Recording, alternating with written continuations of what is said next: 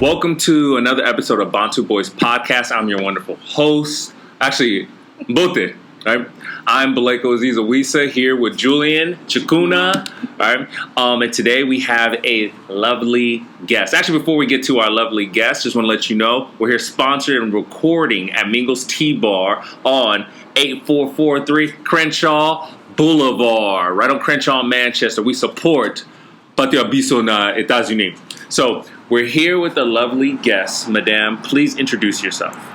Okay, so I'm Liyaah, but my real name is Faiina, and I'm from Europe, especially France. And I grew up in Bordeaux, and then I moved to Paris. And then I'm here with you guys. Wait, grew up where? In Bordeaux. Bordeaux. Bordeaux Zanini. What is that? Huh? It's a city. Oh, okay. I'm not as cultured. Excuse me if I can. Of course you can. Oh, this guy.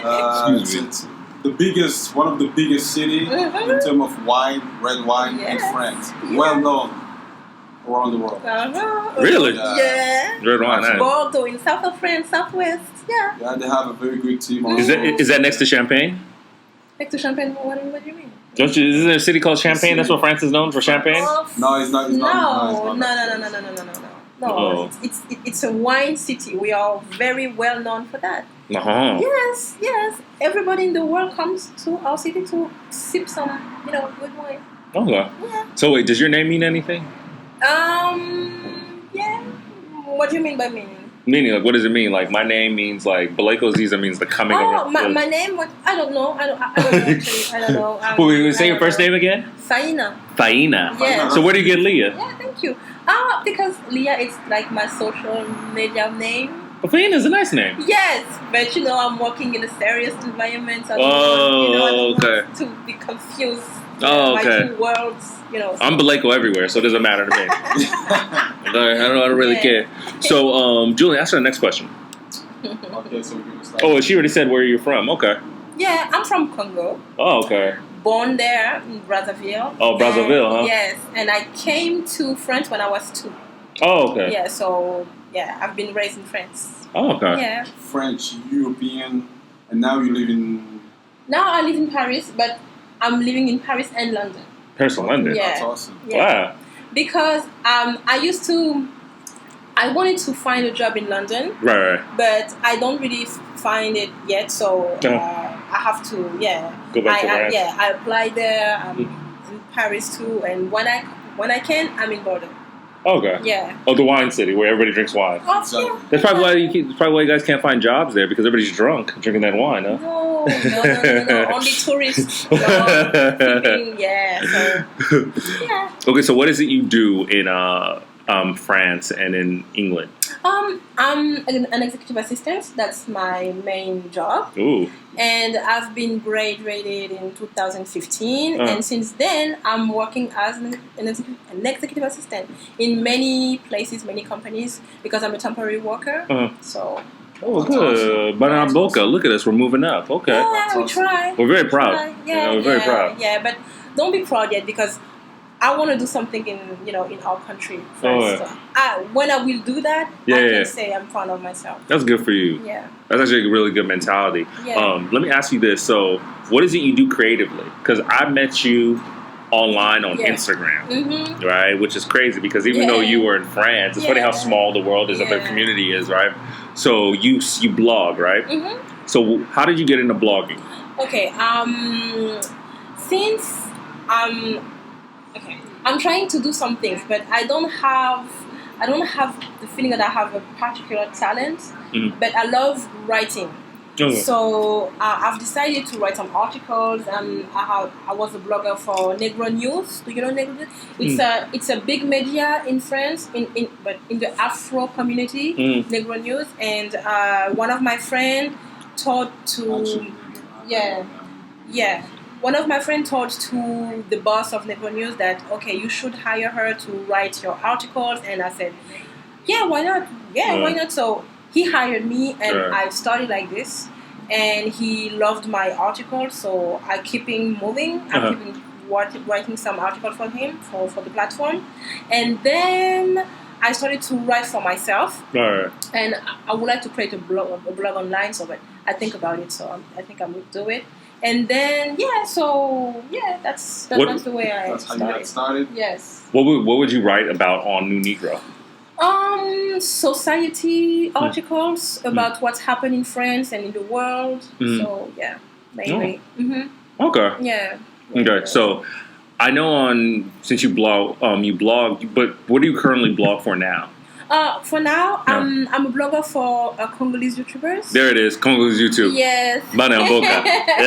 Yeah. Yes, but I didn't write a lot of articles, but the main one is about colorism. Ooh, colorism. And No, that's an interesting topic, and I think this is not your. Go ahead, Julian. Describe the article on the colorism. Yeah. I wanted to put some light on a curse that we have in the Black community about the fact that colorism is a real topic, and except the fact that it's a trendy topic, it's a very important topic that we have to talk about in the world because it divides us. It's such a mess in our community. So I thought to myself, okay, I want to write something colorism, so I did it. Yeah, so. Could you explain to people that don't know, even if you want to do it in English or in French, what is colorism? Okay, so colorism is how can I say? It's like a cancer. It's something that divides a community based on the color of the skin. So during the slavery, we had the dark people and the lighter people, and the colons divided about that fact, and it continues until our generations. And the thing is, colorism is how can I say in English? Say it in French if you want. Okay, le colorisme c'est vraiment quelque chose qui nous divise parce que du fait de, en fait, no, I'm going to speak in English. It's okay. No, that's fine. That's why I don't say it in French. That's good. It's good. It's fine. Because so especially in the Black community, but I want to say that it exists in the Indian community. It exists in the Asian community, but it's prevalent. It's more. It's more relevant in the Black community, and it places lighter women or men on the pedestal. Right. For example, in work, in the entertainment industry, we see that a lot. They had some privilege, and ignoring it, it's not good because we don't move forward. We keep ignoring it, and I'm very glad that nowadays we are talking about it. It's interesting because, with colorism, it also, to add on, I agree with everything you said, of people that don't know what colorism is, but also it adds on to, self-hate. Yes, right. Self-hate, of course. Because if you continue to see somebody that doesn't look like you, like you say, somebody that's, lighter of skin, or whatever, that keeps on making you up or advancing, and you're darker skin, you look at your skin tone and you're not as proud of it. You're not happy to be in that skin. No, So it is funny because it's a domino effect, because what happens is, let's say, you're dark skin, beautiful skin, by the way, right? But you're dark skin, right? Wakanda. Right, Wakanda, yeah. And you'll see another Black person that's dark of skin, you psychologically start to hate them for no reason. Yeah. Because you just hate anything that resembles that, because that color starts to be equated to, not being successful, destined for failure. You're not going to get an opportunity or whatnot. The society, I think the society placed us, especially the Black community, to feel bad about the dark skin color. I've growing up in France as a dark skinned little girl, and I've started dating men when I was 20, and before that, men that I wanted to be with said to me, "Oh no, you're too dark. I cannot be with you because you're not my type of woman. You're too dark." First of all, let me tell you something. So, you shouldn't date until you're married. You know how you're Congolese. You should know better. I know. Yeah. But that's crazy because when you like someone and you hope something, hearing that is so upsetting. As a woman, you feel that okay, so my friend who is lighter than me or the white girl, she doesn't have to have those problems about dealing about that. No, at all. So I grew up like that, So. And, go ahead, Julie. How can we change the image of the skin tone? I think first of all, all of the black women who are mothers, all of black mothers in this world, especially dark skinned mothers, should to learn to their daughters that they are beautiful no matter what. Right. Lighter, darker, no matter what, you are beautiful, and you don't have to put yourself up someone just because you are lighter. But you don't think there's not to cut you off, you don't think there's external factors, you could tell your child, devil's advocate, you can tell your dark-skinned son or daughter, hey, you're beautiful, you're handsome, but when they walk outside or they watch TV now with their phones, they see that, oh man, this dark-skinned dude is going to jail, or he's unemployed, or here in Etazinim, he's homeless, right? Or he's not appreciated, but you see somebody of a different tone or lighter, where man, he's on a high pedestal, like you said. So how does a parent deal with that? Well, how do you help that when there's other images? I started to be aware of the image that I had on in the society when I was after 20 years old. After that, because I grew up with my friends who are predominantly black, but they were lighter than me, and I was feel bad because I was like, okay, so they have boyfriends, they have long hair, they have everything, and I don't have this, and I started feeling bad. But I was talking to my mom about that, and she told me that I was beautiful and everything, but you don't really believe it because the image that the society reflects on you is not that. So I'm beautiful, but people don't like me. I don't understand. So it's kind of weird. And men, black French men, don't really. That's my feeling. That's my experience. I have with some. They don't really put us on a higher level. They just want the type of woman that they see on TV, in the videos, that kind of light-skinned woman with long hair or curly hair or blue eyes, or green eyes, and I'm not that. So just brainwashed. Yes, exactly. So it sucks because a lot of them they don't even know because television is called it's programming. You know what I mean? So you can be programmed and conditioned to not even know that, man, I keep on dating a particular woman, or I keep looking at a particular woman when that dark-skinned girl probably will be just as pretty, probably will treat me better, but you don't even think about it because you just see that image. Because, it sucks to say this, but people want to be equated with success, right? So if that's the only image of success or ultimate happiness or whatever, right? Or even, not to be rude, but love making, right? It's like, oh man, her body's better. It's like, well, it's not because of her skin tone, right? You know what I mean? She doesn't cook better because she's a better skin or whatever. So I don't know. There's an effect even on boys. You know what I mean? Where they'll put down a dark skinned girl, but they won't put down a light skinned African girl. Yes. And so many dark skinned girls, me the first one, so I've started to put some wigs and contact lens and because I like it, but maybe unconsciously because maybe I want to look like them. So it's kind of tricky. You don't really know who you can appeal to and what kind of people you want to be around you because you don't like yourself just the way God created you. So confidence is important.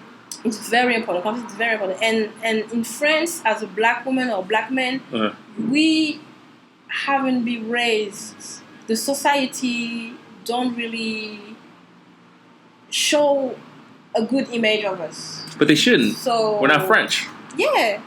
They don't. So we have to build ourselves. Right. Ourselves by ourselves. Really, literally. Let me ask you, Julian.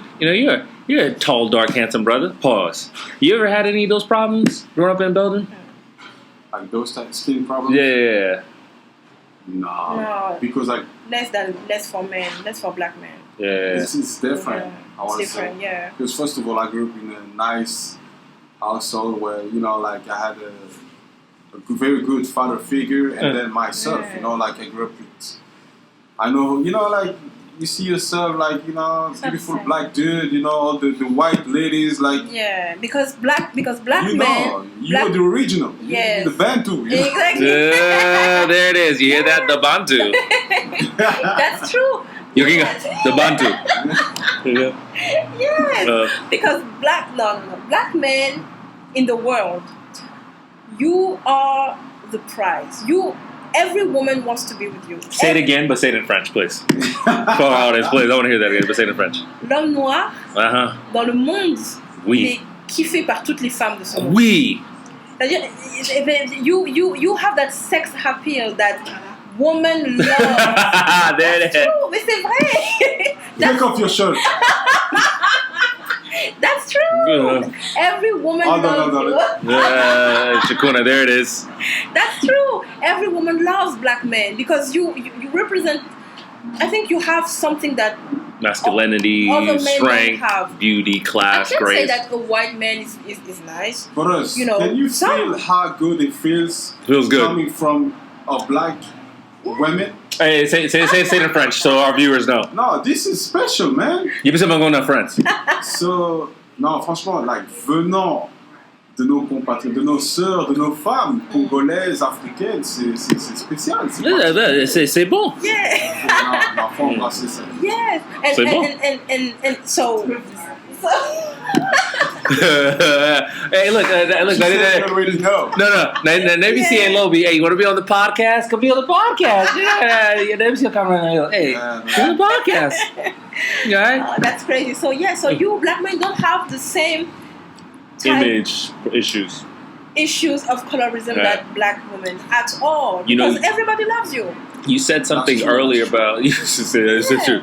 You said something earlier about like what the mothers should say to the daughters, the fathers. It's very, very important. Yes. You have a daughter. I have a child or whatever, a daughter, and you have to make sure you reassure. Like she's like, oh, my dad thinks I'm pretty. Now she feels more confident around not only other men, but then especially black men, African men, Congolese men that are like, no, you're pretty. It's weird because the Bantu Boys, we do these POV videos, which you guys should follow on Instagram and make sure you share too, right? Especially, I'm talking to you. But I did a video on skin bleaching or whatever. And one of the things I said was African men need to tell black women you're pretty. Yeah. And it's not like a pat on the butt, like they're insecure, but it's like it's very, very important because if she doesn't feel that her own man thinks she's pretty, she doesn't feel confident. And there's other intelligent and hardworking, all that other stuff. But that's something that simple, and it also helps with confidence as well. Yes, because society don't say it to us. So our men are supposed to tell us first, because us black women, we are loved by many men, I guess too, but it's not the same type. Black woman is everybody loves black women. It's fetishized. We have something as.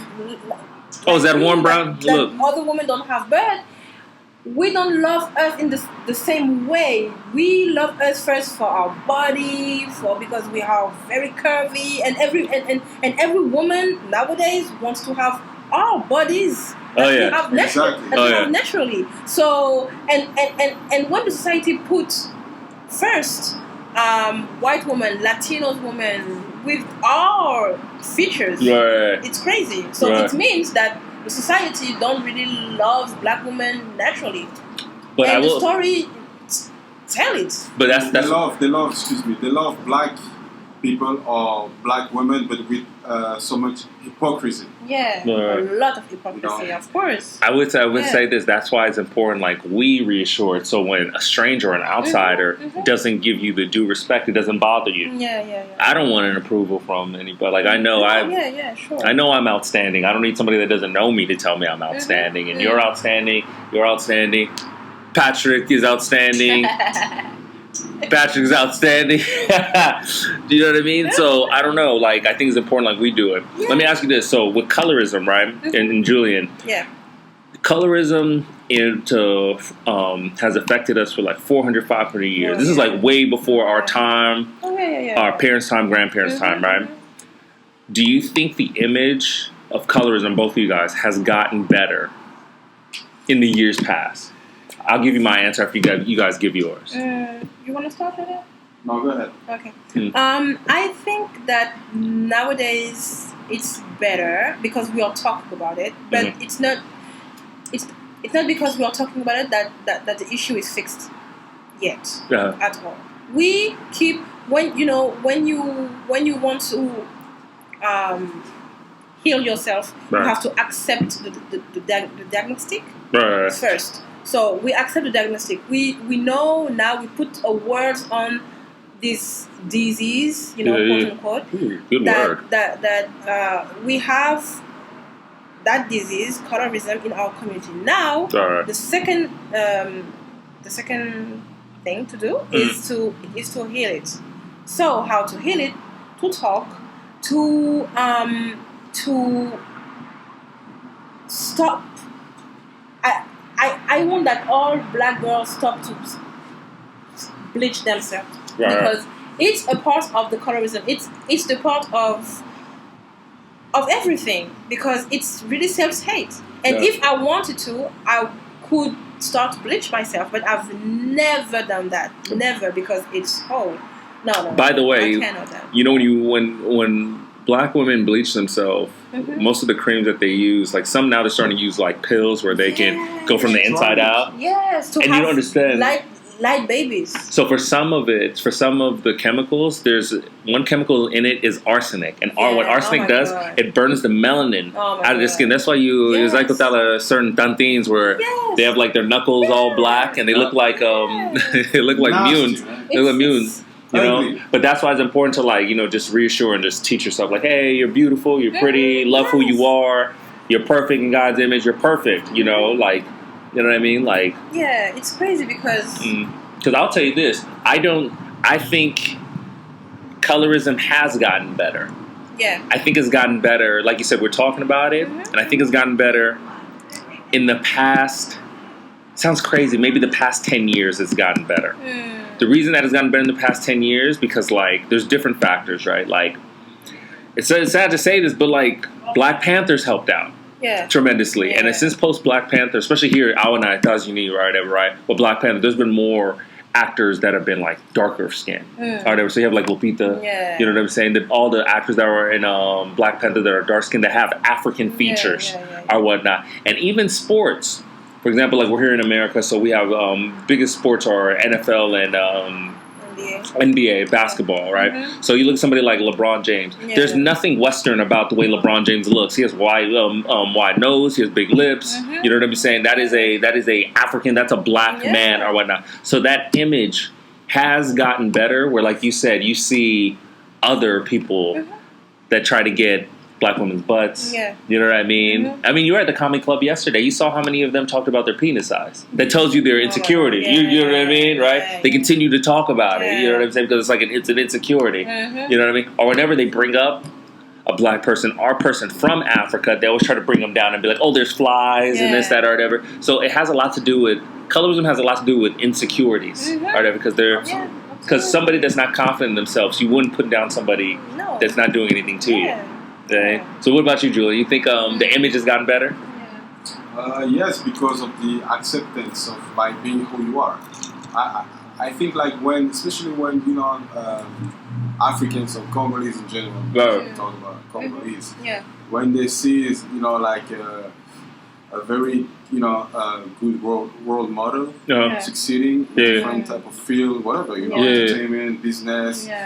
seeing your own people succeeding with pride Right. and about where they came from and they embracing their own culture. Right. That has a lot to do. That's a very good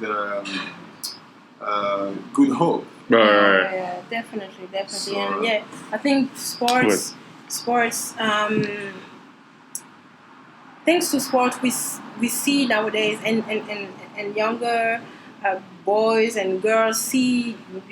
We have so many sport players who are now well known and successful, and yeah, us in France we don't have so many, but we do have some. And yeah, as Congolese we have Biombo and Biombo, yeah. Gosh, Baka, yeah. we have How do you not know? There's only 4 of us in the league. You don't know them? Yeah, no, I know them, but I don't want to put their name wrong. But yeah, we have some. Yeah, Don't worry, we'll correct you. Don't worry. Yeah. So yeah, I think it's a good thing. Little by little, we arrived to the top. It's funny because we talked about the negative. We talked about some of the Is there any positive of colorism? Yeah. Now we the fact that we are talking about colorism now, we big brands, in the fashion industry, they put some dark skin models on a pedestal. Like That's interesting. I never looked at it like that. Ducky Todd, Lupita Nyong'o, she's a model in a way. Yeah. Remember Alex Wen? Remember the one from, I think she's from Chad or Sudan, right? Yeah. Another Senegalese model. Okay. You also have someone with Vita Ligo. Yeah. I don't know if you know her name. Yeah. Yes, and it's a good thing. It's a good social media brings up so many. Oh, that's interesting. That's another factor. Who are not in the regular. What's funny? Standards. That's another factor you just brought up that I don't know why we forgot. Like, this is on social media, but social media it makes everything smaller. Yeah. So now you get to see so many anybody to not think a dark skinned woman is beautiful, especially when you have the phone. You're on a telephone. You have Instagram. You have Facebook. You can just go on and look. And you can see. Oh my goodness! Look at her skin. It's so black. Oh, I love it. She's so pretty. So to say to be dark is not. And here's the thing. Let me clarify with colorism. Black people, African people, we come in different shades. Yes. So light, shades. Brown, dark, white. Albinos. Yeah. So many shades, and we have to be proud of that. That's very interesting. I don't know. I love your article. I'm trying to think. Is there anything else in the article? It's funny. We went through this fast. I thought this was taking longer. Yeah. It's funny because you did ask I want to say a question. Yeah.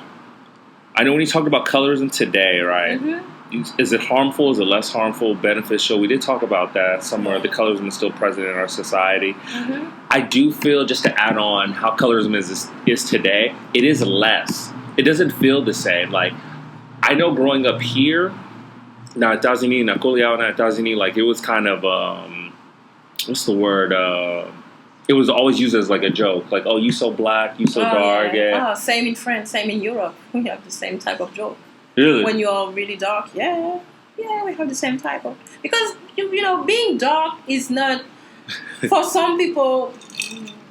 Where I grew up and at the time where I grew up, it was unusual.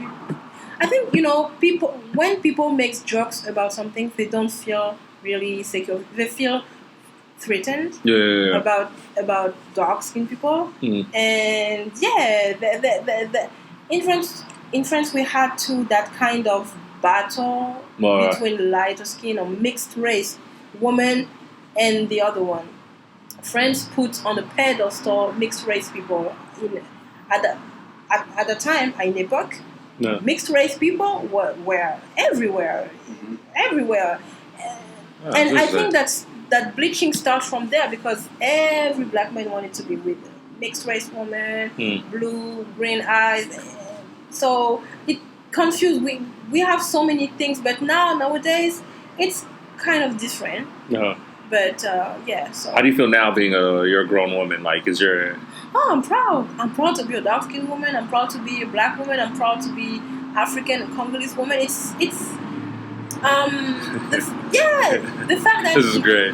My native country is so big. We are a kingdom.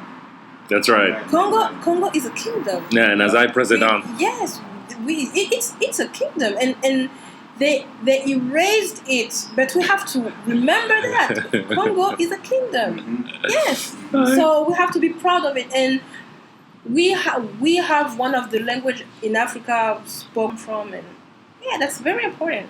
This is great. It is.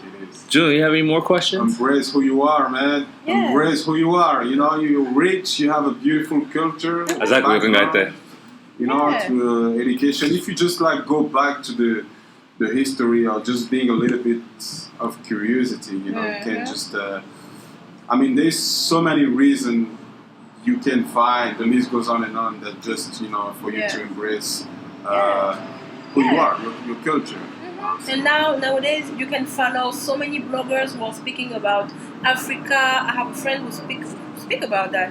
His Instagram page is about Congo and Africa and the kings and the queens and everything. That's a huge step. You know, that's a huge. Social media gave us the opportunity to speak about anything by us. So we have to use that. It's funny because I sympathize and I empathize with their pain because my older sister's dark skinned and I don't like to see. We all come in different shades. Like I'm brown, so I never had to deal with it. I'm smooth caramel. That's what the women call me. So I never had a problem. And I'm always like, I always thought it was stupid. Like, especially when it's like Bantu Noir, there we're fighting each other. Like one's light and one's dark. Like, but you all right. Yeah. I don't know. Julie, got any more questions? Do you think white people envy dark skin? Ooh, that's a good question. Say it in French so they know. Pensez-vous que les gens à la peau blanche nous envient en fait? Oui.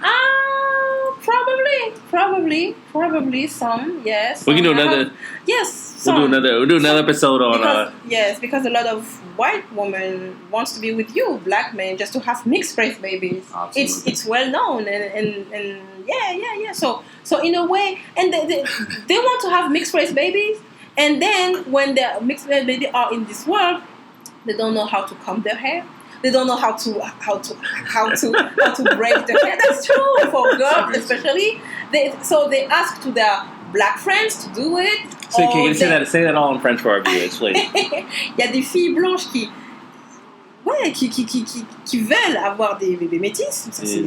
C'est bon. Franchement, je n'apprends rien à personne. Et elles, quand ces bébés naissent, les cheveux sont crépus et elles savent pas s'en occuper. Et elles demandent à leurs copines de le faire. Ou alors, il y a même maintenant des classes, des cours pour des parents blancs, pour des mamans blanches qui apprennent à coiffer leurs enfants. La base, moi it happened. Sacre bleu. Ça m'est arrivé. It happened to me. I was a cashier in Bordeaux, in my hometown, just before coming to Paris. And one white mom asked me, "Oh, excuse me, but do you know what kind of product I can use for this kinky hair?" And I told her, "Okay, you can do this. Use it. You can." And I showed her a link.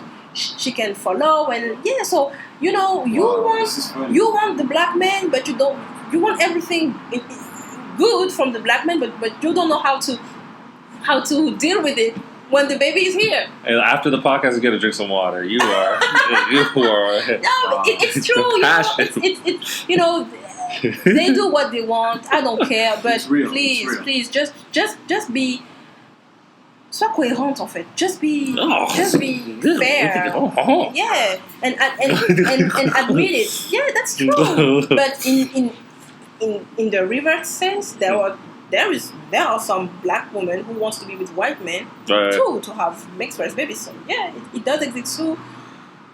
But I don't know. Yeah, colorism is such a huge part of the black community, but little by little we try to fix it, and talking about it is a very huge step. Well, let me tell you this. I'm proud of you, Liyaah. I love your article. And we're going to put the link of her article Welcome to Bantu Boyz. in the bio, so you guys will Thank you for having me. you guys will Anytime. you will be able to to read her bio on colorism. So we ask all of our guests this, right? First thing is tell people where they can find you, your Instagram, YouTube, Facebook, and all that. Okay, so my Instagram is real Liyaah, and so you can find me on Instagram. I'm going to start a blog on I don't know how and when, but in 2020 I will start my blog. And I will put everything here, my collabs, my podcast, everything. Ooh. And will the Bantu Boyz be on the podcast? Of course. If you send me the video, I will. Yeah. Well, I gotta speak to our manager. Let's do this. Better do it. I'll speak to our manager. And where you can find me on Facebook. Yes. So my Facebook is Liyaah Campbell. And we'll put it all in the in the bio. I will. I'll put it in the bio. I'm writing songs. Oh, okay. So I love writing. I wrote a book about. Ooh, look at you. 30 choses apprises en 30 ans, but it's on the Wattpad app. Okay. Send us the link, so we'll put the link in the bio as well too. Yes. Are you? Oh, that's great. You're working on stuff. Yeah. Oh, okay, you're busy. Okay, there's one question we ask every guest, right? We like to have fun here. Like, we're from Congo, Ken, not Brazzaville, Ken, but we know all the same people. Our animal's a leopard. Yeah. So, if you were, what is your spirit animal and why? Oh, my spirit animal. I would say panther. Panther? Yeah. Okay, why? Because it's dark. It's mysterious. It's ran fast. I love panther. It's I don't know. Yeah, panther. I'd say that. You okay? As I panther. Yeah. All right. Julian, give everybody your social media and your handle. So what's your Instagram? Oh, my Instagram is real Liyaah. What's your Instagram? Yeah. What's yours? Oh man, when it comes to me, Bantu Boyz, just follow me on the Bantu Boyz. I wanted to say that I'm very proud of you guys. Without you and your suggestion to be here, I would not be here. You know how social media can change your life. Yeah. My life didn't change, but it's crazy how things can change, and you gave me the opportunity to be here with you and to record a podcast, and that's just awesome. So please, we thank God. Do what you do, we thank God. Congolese people, we are so great, and we only start. The things bigger are yet to come. Amen. Merci. Yeah. You can follow me, Bantu Boyz, Instagram, IG, right, and Facebook. Like us on Facebook. Subscribe on YouTube. Also, from there, you can follow my page, Congoleseyoutubers. You can follow my music page, Fiwi Helms Music. You can follow my other podcast, What's the Hook Podcast. Podcast na guys in anglais. What's the Hook Podcast. And that's it. Merci. Bantu Boyz. Bye. Next week on the Bantu Boyz Podcast.